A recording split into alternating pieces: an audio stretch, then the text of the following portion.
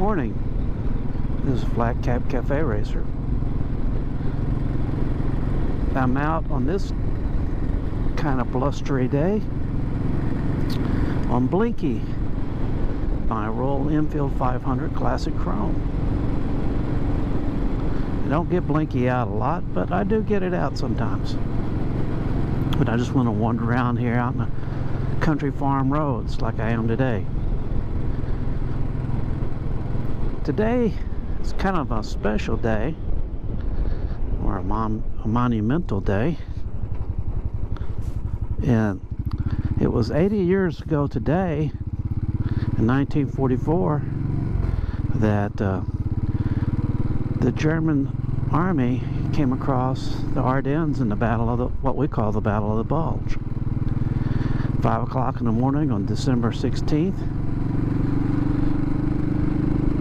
They crossed, surprised everybody, and almost got to their objective, but they needed to reach Antwerp, and I believe it was 4 days is what they were hoping to reach Antwerp by December 20th. There's a lot of people says what their objectives were, you know, to have the Allies sue for peace and things like that. I don't know. It seemed like the whole thing was a tremendous waste of lives, both military and civilians, and a tremendous amount of money that been well spent doing something else. Well, this time you've seen one of my videos I had out on the from the all-year motorcyclist. I did something similar to what he does, going into a dealership and picking out and having us pick out 3 bikes among the brands. Mine didn't turn out nearly as well as his does, but we'll do a little bit better next time. I don't think I used the right cameras either, and we just didn't film it right. It turned out okay, but it could have been a lot better.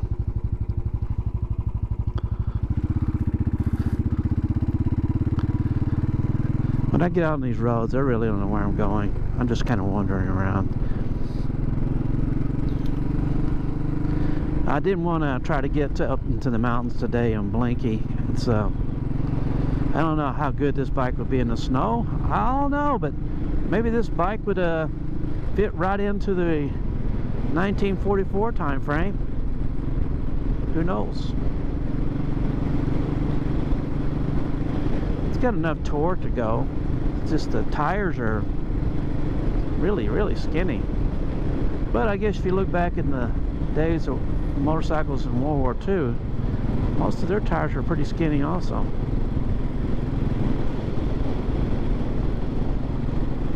Well, I don't know.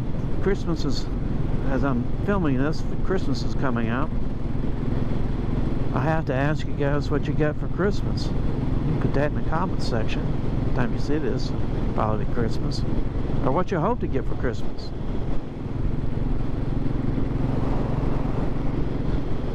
I'm hoping to get another set of textile jackets and pants. These are getting pretty worn out. I've had it for at least 15 or 16 years. If you're watching this video, you probably haven't headed down to Mecum Auction yet. Mecum has a motorcycle auction in Las Vegas, Nevada, at least once a year, sometimes twice a year. But they have a big one in January, and they usually have in between 1,500 and 2,000 bikes there. I think Mr. Bill and I think Rapid Roy's going to go down with me. We're going to go down there, and we treat it as a big bike show, you know, because they have a lot of bikes, and down there we'll be down there on It'll be the end of January, but we'll be down there for 2 days of the auction itself. We won't stay down there when they auction off the big bikes, but we'll be able to see all the bikes. They'll have them out in the floor, and we'll take some video of some. We'll talk about some. Maybe we'll see some of the people like Dylan from Throttle Company. He's usually there. Dylan's the guy. He and Nicole have a business in, I think, Columbus, Ohio. They sell Royal Enfield, Moto Guzzi, and they have classic bikes there. Dylan's usually travels out with his dad out there. Nicole usually doesn't come. She may be there. Dylan's does a real good job. He has a thing that he does. He did this year. I don't know if he's going to do it next year. He calls it Mecum Monday. What he'll do is every Monday he'll post a different bike that he saw down at Mecum and talk a little bit about it.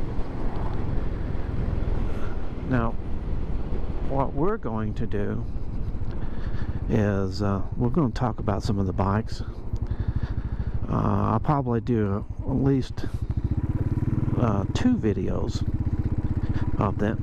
They turn out to be pretty popular videos on bikes that we see down there. Most of the bikes, they run from anywhere from 1900 to 2023, 2024.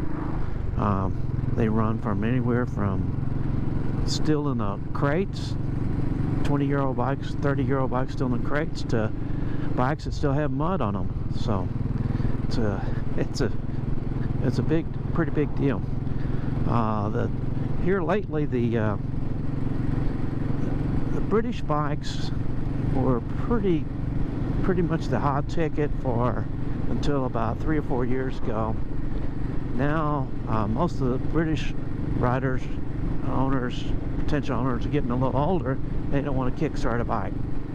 So the Japanese bikes of the 70s and 80s are now starting to become very popular. And people go down there and they'll buy bikes that they wish they had growing up, or if they had it, you know, sold it, traded it, you know, didn't think it was worth anything anymore, then they go ahead and buy it again. You can buy some pretty good bikes down there if you know what you're looking for. Most of the bikes are at least condition, out of condition 5 being perfect brand new. There'll be some 5s, 4s, and 3s. That's something you don't see very often. Husqvarna. Around here anyway. But the condition of the bikes will usually be pretty good. A lot of the guys that do that, the restore bikes, just do it as a hobby. So they turn around and sell the bikes just for the money to do another project. So they do them a lot cheaper than you could do it yourself, and they'll do it better unless you're, you know, really good. I'm hoping by this time there's some reviews out on that new BMW R12S, because boys, I kind of like that one.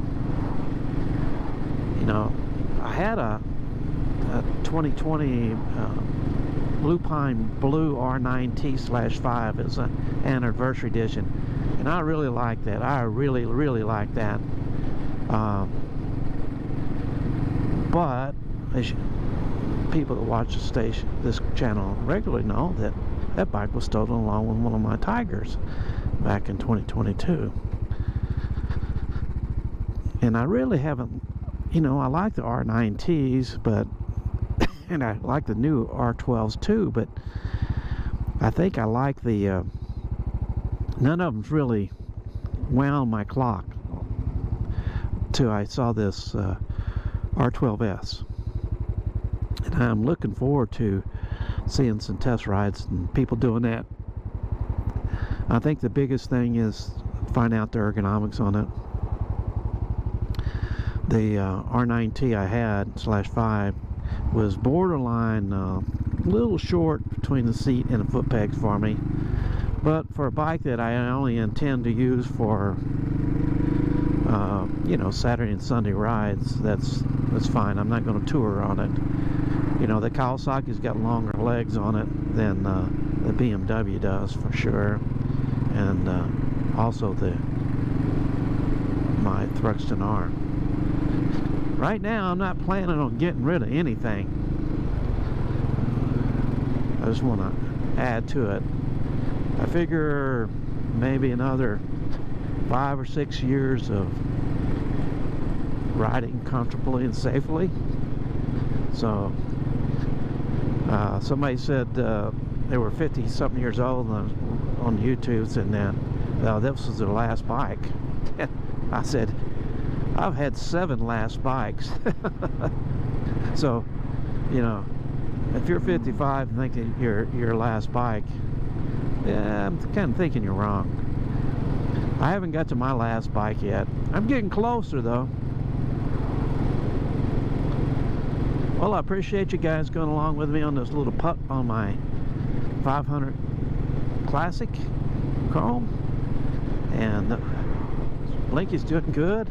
Wish it had a gas gauge on it, because I forget it doesn't have a trip, so I forget how many miles are on it. But the good part about the bike is it gets fabulous gas mileage, so I don't generally have it'll get anywhere from 195 miles to a tank to almost 300 miles, so it does really, really well. So I appreciate you joining me. I'll see you on the next ride, and we'll talk about your Christmas presents. Yeah. Bye. Join me and my friends at Flat Cap Cafe Racer for riding and racing. Please subscribe.